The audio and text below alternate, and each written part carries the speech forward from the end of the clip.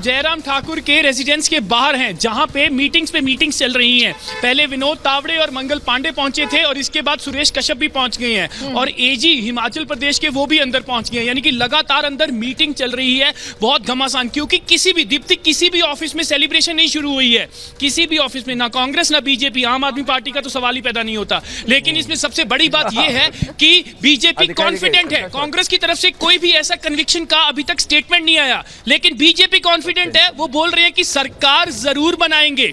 जो एपिसेंटर है बीजेपी का, वो सीएम का रेजिडेंस बन चुका है। विनोद तावड़े और मंगल पांडे कल रात से यहाँ पे पहुंच चुके हैं और लगातार रणनीति बन रही है कि किस तरह से ये मैनेज किया जाएगा। क्योंकि कांग्रेस के जो मैनेज करने वाले मैनेजर्स हैं, भूपेंद्र हुड्डा, भूपेश बघेल और राजीव शुक्ला, वो अभी तक शिमला नहीं पहुंचे हैं। लेकिन बीजेपी की जो कोर टीम है, जो ऊपर की टीम है, नेशनल लीडर्स हैं, वो यहाँ पे पहुंच चुके हैं सारी चीज मैनेज करने के लिए। भूपेंद्र हुड्डा, राजीव शुक्ला चंडीगढ़ में लीड कर रहे हैं। अमनदीप, इस समय 3 इंडिपेंडेंट्स लीड कर रहे हैं। क्या उनसे बीजेपी ऑलरेडी इन टच है? क्या उनसे संपर्क हो रहा है?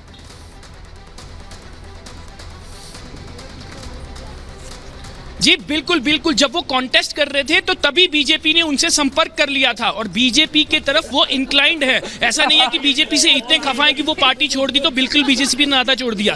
वो बीजेपी के साथ हैं, बातचीत लगातार उनके साथ ही चल रही है। क्योंकि रिबेल्स में भी इतना पोटेंशियल है कि वो भी जीत रहे हैं ऑन ग्राउंड। कांग्रेस को बीट करने के बाद रिबेल्स पे भी इतना जोर है कि वो भी जीत रहे हैं, बिना पार्टी के सिंबल के जीत रहे हैं। तो जो बीजेपी है वो लगातार सीनियर लीडर्स, जयराम ठाकुर मुख्यमंत्री, वो खुद उनके संपर्क में है और उनको नेगोशिएशन चल रही है, बातचीत चल रही है। क्योंकि at the end of the hour Deepti, ये सारी सपोर्ट जो है वो बीजेपी के खाते में ही गिरेगी और ये फैक्ट है। इसीलिए बीजेपी इतनी कॉन्फिडेंट है, इसीलिए सुरेश कश्यप इतनी कॉन्फिडेंटली स्टेटमेंट दे रहे हैं कि अगर सरकार बनेगी